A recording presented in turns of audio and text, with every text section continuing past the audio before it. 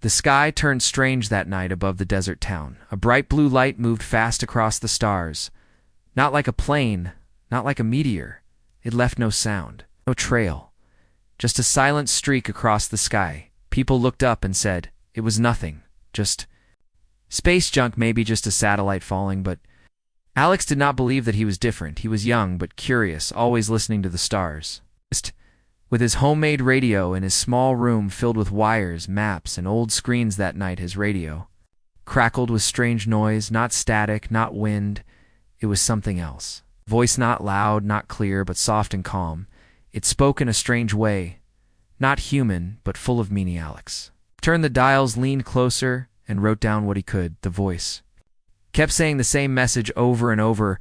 Earth is in danger. Earth must prepare. They are coming. You must listen. His heart raced, he knew. This was not a prank, not a joke. Someone or something was trying to speak to Earth. He checked the signal, traced it to a set of coordinates deep in the desert outside town without telling anyone. Alex packed water, a flashlight, and his notebook, then rode his old bike through the dry night, ere his tires crunched over sand and rock as he followed the numbers. On his map, when he reached the spot, the wind blew harder, and the ground felt strange, warm, and silent. He saw a trail in the sand like something had fallen and slid into the ground. A broken trail of glassy stone and heat. Then he saw it around silver. Pod half buried in sand, glowing faint blue lights on its side, pulsing. Slow like a weak heartbeat, and beside it was a shape. A person, no, a girl with glowing skin and long white hair, wearing a strange suit torn and burned. She looked up at him with silver eyes. Alex froze. She did not look human, but she was not a monster either. Her eyes were tired but calm. She reached out with one hand and whispered something. Almost did not hear. They are coming. Please listen. He ran to her, helped her sit up. She winced in pain but tried to smile. Her body was thin, her hands shaking like someone who had come a long way with no rest. She said her name was Alira, and she had traveled far, very far to reach Earth from a place Alex could not even imagine. 369 light years away. She said her planet was gone, lost to something called the Devourers, and Earth was next. Alex asked why no one else came. She said others tried but were lost, only she survived. She had one message to give, and then she would be gone again. He helped her into the shade of a rock and gave her water. She drank. Slow, her eyes watching the stars above, like she missed them or feared them, or both. Alex looked at her ship. It was burned black and broken beyond repair. He saw strange symbols inside, glowing like fireflies, and one small orb floating in the center, showing a star map with a red line. Coming straight to Earth, she touched the orb, and it showed images, her world in flames, dark ships in the sky, stars blinking out one by one. No sound, no fight, just silence, and then nothing. Alex felt cold fear, but also something else. The need to help, to do something. Anything. He asked her what they could do. She said, one must believe her. Someone must prepare before it is too late. He promised her he would help. He did not know how, but he believed her. As dawn began to rise, the sky turned pale pink, and Alira's skin glowed softer. Her eyes closed for a moment, and she whispered again, Earth is in danger. They are coming. I had to try. Alex looked up at the sky, now empty again. No lights, no sounds. Just the wind moving through the desert. But he knew something had changed. Something was coming, and he was the only one who heard. Her back in town, no one believed him. They laughed, said he was chasing stars, dreaming too much, but he knew what he saw, he knew what he heard, and he would not stop that. Night, he sat beside her ship, notebook in hand, voice recorder ready, and Alira spoke again, telling him everything about the stars, the warning, the enemy, and the time they had left. He listened, wrote every word as the stars moved above them, cold and silent, and full of things no one else could see. Alex looked at Alira as she rested, weak, but still trying to speak, still trying to help. He knew she was not lying, not crazy, not fake. She came across the stars just to save Earth, and only he had listened. Girl in the sky had come with a warning, and now her words were in his hands. The real story had just begun. *. Alex stood in the school library, holding a printed copy of the star map. Alira showed him. His hand shook a little as he looked at the glowing red line crossing the stars heading toward Earth. He had sent emails to every space agency he could find. He had uploaded the signal to forums and social media pages, and even contacted radio stations hoping someone would listen, but nothing came back. Only jokes, rude replies, and silence. Some people called it a prank. Others said he was faking it for attention. Even his teachers said he should focus on homework and stop wasting time on space dreams. He wanted to scream, but he did not back at the desert site. Alira lay weak inside the broken pod, her breathing slow, her skin dimmer than before she was running. Out of strength, her body not built for Earth's air, not made for this gravity or sunlight. Talix brought her food and water. He used his savings to buy her supplies, painkillers, and vitamins from the pharmacy, though he had no idea if they would help. She smiled each time he came back, and that gave him hope. One night she told him about the devourers, not with fear, but with deep sadness. They were not like normal enemies. They did not talk, did not send warnings. They moved from star to star, eating light, draining life from planets and leaving only silence behind her. Planet tried to fight but failed. No weapon could stop them. No army could slow them. When her people realized it was too late, they sent warnings across the stars. Only a few ships survived. Hers was the last one to reach Earth. She said she followed the old path of a lost ship. Her people once made contact with Earth long ago when humans were still learning fire, but Earth forgot or ignored the signs. Now she had come again. The last messenger. Alex asked her what the red symbols meant on her map. She said those marked the fallen stars, systems already lost to the devourers. Each one a grave, each one a memory. He shivered as he counted the symbols. There were many too many. And the red line now pointed right to Earth still. No one believed. He went to a science conference in the city, snuck into the back room and showed the scientists his recordings of the alien signal. They laughed, told him it was edited radio noise. Nothing more. They told him to grow up. He tried again, this time with a YouTube video showing the crashed pod from a distance, sharing the voice from Alira. Blurred her face and used a fake name, hoping not to put her in danger. The video went viral for a day, then faded, lost among cat videos and memes. Some called it a cool short film, others called it fake alien clickbait. No one truly listened. Back at the desert, Alira began to cough. Her skin dimmed more, her voice softer. She needed something called nephirium, a mineral from her world, but also found on Earth deep inside old caves and rocks. Alex searched online and found a lab that studied rare stones. He snuck in during the weekend and stole a small sample from a locked case. He felt guilty, but he had no choice. He brought it back and placed it into a slot on her suit. Her eyes opened wide, her body glowed brighter. She smiled again for the first time in days. She thanked him and said he saved her life. She gave him a new signal, one she said belonged to the devourers, a dark frequency only certain machines could hear. She said they always send it before they arrive, like wolves howling to the stars. Tuned his radio and waited for hours. Then he heard it, a low pulse, slow, steady, dark, like something breathing in the dark. He recorded it, shared it online, and sent it to space agencies, again this time with coordinates. Timestamps, everything. Still no reply. He felt alone more than ever, but Alira told him this was the way. Truth always begins with one voice, then another, then more. They made a plan to reach a place called the Deep Array, a powerful space antenna hidden in the desert, far from cities. It could send signals strong enough to reach the whole planet, maybe even space. If the leaders would not listen, maybe the people would. Alex packed supplies and prepared the old truck his uncle once used for camping. He told Alira they would leave at dawn. She looked at the stars, then back at him, her eyes full of light and hope. She said, "You are the only one who believed, and sometimes one is enough to begin a wave."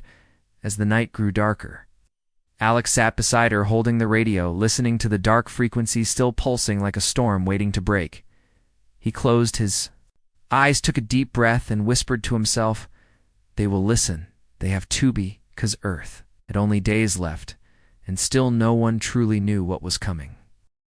The sun rose over the desert with heat shimmering across the rocks and sand, but something in the sky looked wrong. A thin black streak curved across the clouds like smoke from nowhere. It did not move with the wind, it did not fade, it just stared at it through binoculars from the roof of an old gas station he had parked the truck nearby, with Alira resting inside her. Strength still low, but her eyes watching every shadow in the sky, she whispered that the signs had begun. The Devourers always send their scouts before arrival, not in ships, but in dark clouds, made of tiny machines. They eat signals, light, power, and even memory. They are the silence before the storm. Alex drove toward the nearby town with Alira hidden under blankets. In the back seat, he needed supplies, fuel, and maybe some answers. He stopped at a small electronics shop and bought old radio parts. Solar panels and battery cells. The owner told him that strange things had been happening. Phones were glitching, satellites went offline for minutes, and the night sky no longer showed the same stars. People blamed the sun or solar storms, but no one really knew back. In the truck, Alex turned on the signal. Alira gave him the strange frequency, filled the radio with a deep pulse, not music, not voice, just a beat, slow and cold, like the heart of something not alive.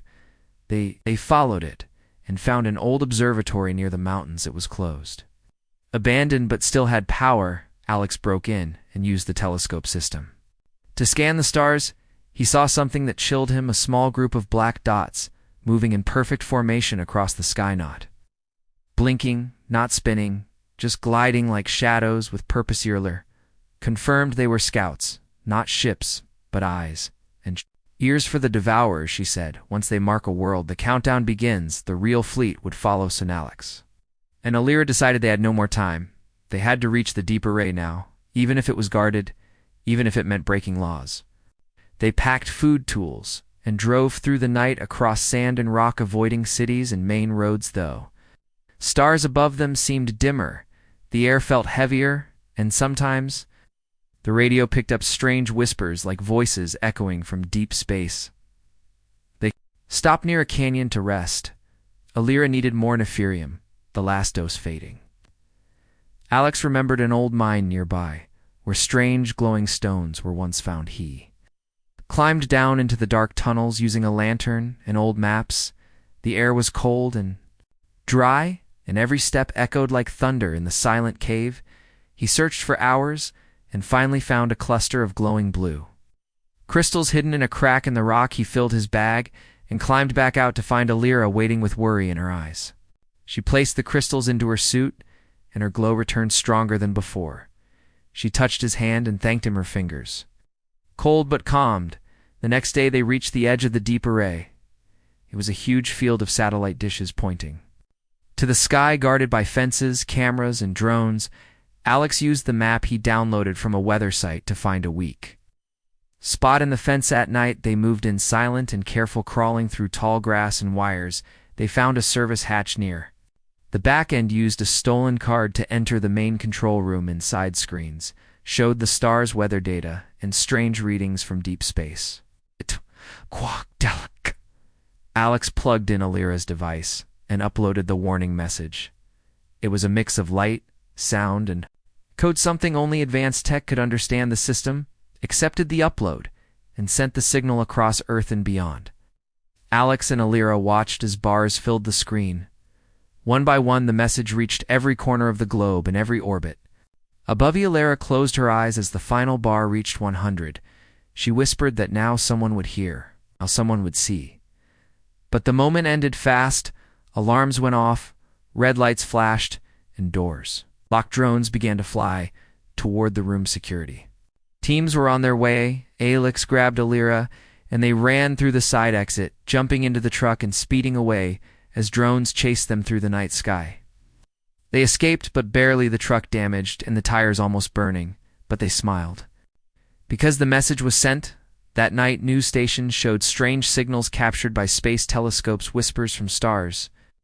Blinking like cries for help, people began to talk.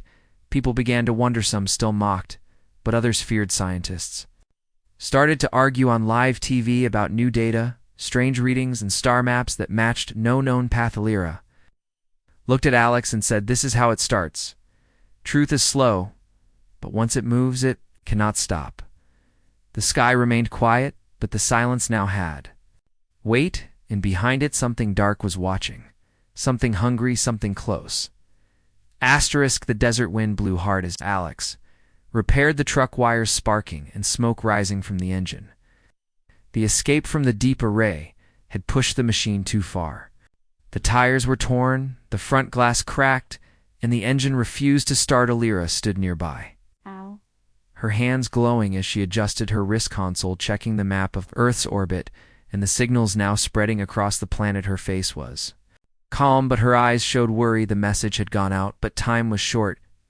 News channels now spoke of the strange signal captured across multiple countries. Some experts said it was a hoax, others claimed it was a deep space echo, but a few scientists said it was real. They saw patterns too perfect to be random, and the warning hidden inside the signal was clear: something is coming. Alex and Alira camped beside the wrecked truck using old metal panels as cover from the wind. He used a solar battery to power a laptop and scanned the network for replies from anyone. One message stood out: a private email from a retired engineer named Mason who once worked on a project called Thor, a forgotten defense program from decades ago meant to protect Earth from cosmic threats. Mason said he believed the signal, he believed Alira. He had seen something years ago and was silenced for it. Mason gave coordinates to an old bunker hidden in the Arctic, a place where parts of Project Thor were buried, and where hope might still remain. He warned that others might be watching and time was running out. Lyra said the name. Thor was known to her people. It was based on an ancient idea to build satellites with powerful weapons to strike from space.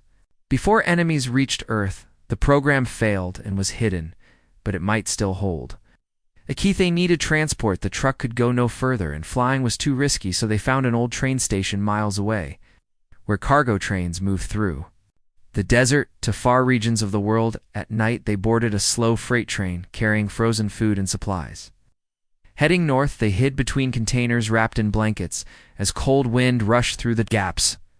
Lyra shared more about the Devourers. She said they were not alive in the way humans think they were. Not born, they did not build. They simply moved from system to system, feeding on stars, eating the energy, and destroying everything in their path. They had no voice, no mercy, no fear. Alex asked if any world had ever stopped them. She looked at him with sad eyes and said only once, but at great cost. A planet far older than Earth used a weapon of light to burn the sky itself, destroying the Devourers, but also their own sun. Their people died, but their story became a warning passed through space. He listened in silence, knowing Earth might soon face the same choice after days of cold and hunger. The train reached the north. They slipped away before the guards noticed and made their way through snow and ice, using old maps and Mason's directions. The Arctic air cut through clothes like knives. Alira struggled to walk, her breath turning to mist, her skin dimming from the cold. Alex carried her through the snow, step by step, until they found the hidden bunker, a metal door frozen shut. With rust and time, he used a torch to melt the ice and found a keypad covered in dusty. Entered the code Mason gave, and the door creaked open, revealing darkness and silence inside. They walked through old metal halls filled with wires, machines, and flickering lights. The air was stale, but breathable, and deep inside they found a chamber with old screens glowing with data still alive after all these years. A terminal flashed with Mason's message. He had activated the core remotely and uploaded the last files of Project Thor. Alira placed her hand on the console, and her tech linked with the system, glowing brighter as energy flowed between human and alien machines. The screen showed the sky above Earth's satellite, still in orbit, waiting silent for a command. Thor was not dead. It was sleeping, and now it could awaken, but they needed the launch key, a final code stored inside a vault deep in the bunker, protected by biometric scans of a general who died long. Aguilera used her tech to scan the old logs and found a genetic echo left in the system. Mason had copied it years ago and hidden it inside an encrypted file. Alex unlocked it with the password Mason gave. The system roared. 2 life-red lights turned green, and one by one the weapons of Thor opened their eyes in space. Aguilera smiled faintly and said, "The sky now holds a sword." Alex looked at the monitors showing Earth, the stars, and the growing black clouds in orbit. The Devourers were near, and now Earth was ready, but one question remained. Could Thor stop what was coming, or would it only delay the end? They had done what they could now. The sky would speak. Cold winds howled across the frozen land as Alex and Alira stood outside the bunker. Watching strange lights move across the sky, the stars seemed to blink slower. The black clouds had grown larger and now pulsed with strange red. Filled with fire inside the bunker, the Thor system buzzed with power, its satellites slowly waking in space. Their old programs syncing with Alira's tech, the fusion of human and alien systems formed something new. Something faster, but it was not. Alira explained that the Devourers had evolved since the last time her people fought them. They now moved in layers. One layer sent scouts, the next sent shadows, and the last sent a world eater, a thing so massive it could darken the sun for. Earth needed more than just defense. It needed precision and speed. The main weapon of Thor still remained hidden, the Ghost. Weapon designed during Earth's first attempt to protect itself from extinction, the Ghost weapon was not built on Earth. It was hidden in orbit above a quiet moon where signals died and time felt slow. It used solar energy and plasma coils to fire at impossible distances, but the weapon was never finished its codes. Locked away in a place no one could reach, Alex remembered. Mason's message, the code fragments had been scattered one piece inside.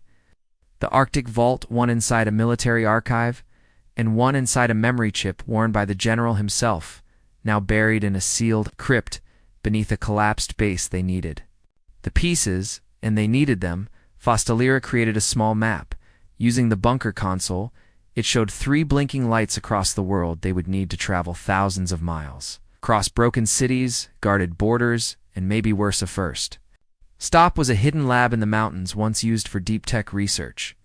Now forgotten, Alex found an old aircraft nearby, a small black jet once used for patrols. He worked through the night, repairing its engines while Alira uploaded flight patterns. In fuel maps the next morning, they flew low across the ice clouds, swirling behind them as the black sky watched in silence at the mountain lab. They found the door sealed tight, but Alira's wrist device sent a pulse through the lock, and the door creaked open. Inside, the lab was dark, filled with dust, broken screens, and shattered glassilics. Searched through the old computers until he found the archive, a long file buried in code. It was one piece of the Ghost weapon's brain. The system copied it into Alira's device and confirmed it with a soft chime. The second location was harder. The collapsed base near the coast had been buried by a storm, and now, sat beneath layers of water and debris, the general's crypt was sealed in a pod made of steel and memory metal, a material that only responded to DNA. Alex and Alira reached the coast by flying over old roads and broken towers. The world below them looked quiet, but strange cities still stood, but empty highways stretched without end. Some lights still blinked, but no people walked when they landed near the coast. The sea was dark, and the wind smelled of salt and ash. They found the base's edge cracked and broken like a scar in the land. They climbed through the ruins for hours. Water dripping from pipes, walls crumbling under their steps. They found the general's pod half buried under steel beams and frozen wires. Alira used her tech to scan the pod. It asked for voice and blood of the one who served Earth. She played an old speech from the general's last broadcast found in the bunker files, and Alex pressed his hand to the panel. Pod opened with a slow hiss, revealing a chip glowing soft green inside a small case. The final code was there waiting all these years. With all 3 codes collected, they returned to the jet and flew toward the last site, the satellite uplink station in the mountains above the clouds. The only place where the Ghost weapon could be activated, but something followed as they neared the station. Black clouds swirled behind them faster than before. The Devourers had noticed the satellites above. Earth had seen them, had marked them now. They were moving in full. The sky cracked with strange thunder lightning that bent sideways like it did not follow normal laws. Alira said, the time had come. The last door must open now, or everything would end. Landed at the uplink station, wind nearly throwing the jet off the edge. Alex grabbed the codes and ran inside.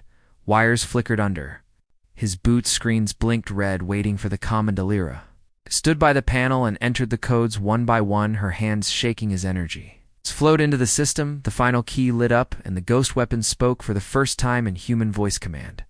Receive satellite alignment, complete power core, stable targeting system locked. Alex looked at Alira, her face pale, but her eyes shining. They had done it. But The weapon needed one more thing. It needed a target, and the only way to find the devourers. Heart was through direct link. Someone had to connect their mind to the weapon and guide. Italia stepped forward and placed her hands on the console. The system wrapped around her, glowing brighter than the sun. She smiled at Alex and said, "This is my part." Now the sky shook above them as the ghost weapon woke with light asterisk. The sky burned with strange colors as the ghost weapon prepared to fire. Lights danced above the mountain in long blue waves like a second sunrise, but the beauty was not peace. It was warning. Galera stood in the center of the uplink station, wires wrapped around her arms, her eyes glowing with the full energy of the system. Her voice mixed with static as she guided the weapon through the stars. Alex watched with fear and awe. Her body shook, but her will stayed firm. The system needed her thoughts, her mind to trace the path of the devourers, to see what no machine could see. First wave came without sound. Massive shadows fell across the clouds like dark islands floating. In the sky they did not shoot, they did not speak, they only moved with perfect rhythm, eating light as they passed cities. Across the world went dark one by one, satellites blinked out, airwaves fell silent, strange symbols appeared on screens before. Fading into black, the people of Earth began to panic. Some ran to bunkers. Others prayed, some stood frozen, watching the sky as if waiting for a god to speak. But there was no god, only silence inside. The mountain station. Alex stayed close to Alira, checking the power levels, watching the codes scroll across screens faster than he could read. The weapon was building energy, drawing from solar banks across the moon and hidden panels. Buried deep in Earth, suddenly, the power dropped. The system screamed in red alarms. The ghost weapon was strong, but not strong enough. Something was draining its energy, something above the clouds pulling light. Like a black hole made of matchin. Salira gasped as sparks danced around her skin. Her body began to fade, flicker. Like a star at the end of life, Alex ran to the emergency panel and opened a hidden core, the last fuel cell from Project Thor, stored as a final measure. Its glow was dim but steady heat. Carried it to the main reactor, his hands burning as he forced it into the slot. The system took it in, and the lights flared again, blue, white, and gold, flooding the room like a rising sun. Weapons screamed awake, systems locking onto the target hidden behind the black wave, a heart of shadows larger than any mountain, shaped like a claw wrapped around nothingness. Alira cried out as her body arched, her mind now fully inside the weapon. She saw the path of the devourers, saw their endless hunger, saw the dead stars behind them. She whispered, "The target is set." The time as Alex held her hand, feeling her cold skin shaking under the weight of the stars. He shouted, "Do it now, before it is too late." The weapon spoke, firing sequence active, charging. Plasma grid aligning core beams above the sky split open. As the weapon fired, a line of pure light shot into space, bending around the clouds, tearing through shadow-breaking silence with sound that had no name. Devourers screamed, not with voices but with movement. They twisted and turned their black forms melting under the strike like wax under fire. Their claws broke, their shapes shattered, and the sky turned clear for one breath, but only one from the wreckage of the first wave. Something rose, something massive, a shape so wide it blocked out half the sky. A world eater, the final form of the devourers. Not just machine, not just shadow, but something ancient, something that had no beginning. It opened with no mouth and reached with no arms, yet the stars bent around it as if pulled by its will. Alira collapsed, her link broken, her energy gone, her body dim like a star, fading at dawn. Alex caught her before she fell. Her lips moved, but no sound came, only a weak smile. Her eyes said everything she had done, all she could. The weapon fired again and again, beams of light crashing into the dark shape, but nothing worked. The world eater consumed each blast like it was a Alex turned to the console, knowing the final key remained, a hidden strike buried in the core of the ghost weapon. A forbidden move, a sacrifice command that could turn the weapon into a living star for one moment. It would cost everything he looked at. Alira then at the sky, then back at the switch. He pressed it, the weapon screamed alive, brighter than the sun, louder than thunder, shaking the earth, and the clouds and the stars above it pulsed once, then rose into the air, tearing free from the mountain. Like a phoenix of light, it flew into the sky like a blade of fire and slammed into the world eater. The explosion had no sound, Only light, a storm of white and gold that swallowed the sky, erased the stars and turned night into day. The devourers were gone. The sky grew quiet again, Alex. I lay beside Illyra in the ruins of the station, her hand in his body weak. But alive the earth was safe. But the cost had been great, and the stars would remember it forever. Smoke rose into the pale sky as broken metal lay scattered across the mountain. The uplink station was gone. The ghost weapon no longer pulsed with light. Only silence remained where power once. Screamed Alex, woke with dust on his face, blood on his hands and cold in his bones. The air was thin and strange, like it had forgotten how to breathe. He turned his head and saw Illyra lying beside him, her skin pale, her glow almost gone, but her chest still moved with soft, slow breaths. The world had changed. More shadows in the sky, no more strange clouds or black shapes, no more whispers from the stars, just light, just air, just silency. Sat up and looked around. The mountain had cracked in places, deep holes where fire once burned cables hung like vines. Walls bent inward as if the sky itself had pushed down. He called her name once, then again. Illyra opened her eyes slowly, her lips parted in a small, tired smile. She reached up and touched his face. Her hand cold but steady, she said nothing, but she did not need two. They had one. Alex carried her down the broken path. From the mountaintop, pieces of shattered satellites rained from the sky. Like strange silver snow, the storm had ended, and now the earth began to breathe. Again as they reached the valley below, Alex saw people waiting, men and women in black suits, soldiers, doctors, reporters. They had come when the weapon fired, when the world turned white. They saw the light and followed it like a signal, like a prayer. They rushed to help lifted. Illyra took her to a clean room filled with warm lights and soft voices. She was weak but alive. Doctors scanned her body, amazed at what they saw. They called it impossible. Alex answered their questions, told them everything from the first signal to the last blast. He showed them the maps, the codes, the files. He gave them the truth, no longer hidden, no longer ignored. The world listened in. The days that followed, the sky remained calm. No new shadows, no strange pulses, only stars shining like they had always been. But now people looked at them with new eyes. Governments called for peace treaties. Leaders met and spoke of one world, one defense, one future. No more silence, no more delay. The devourers had come and been stopped, and the lesson had been written in fire across the stars. Illyra stayed in a special chamber where Earth's air was made safe for her scientists studied. Her tech, her suit, her mind, but she never looked afraid. She only looked at the stars. Alex visited her each day. He brought her newsbooks, soft music. He told her people were building again.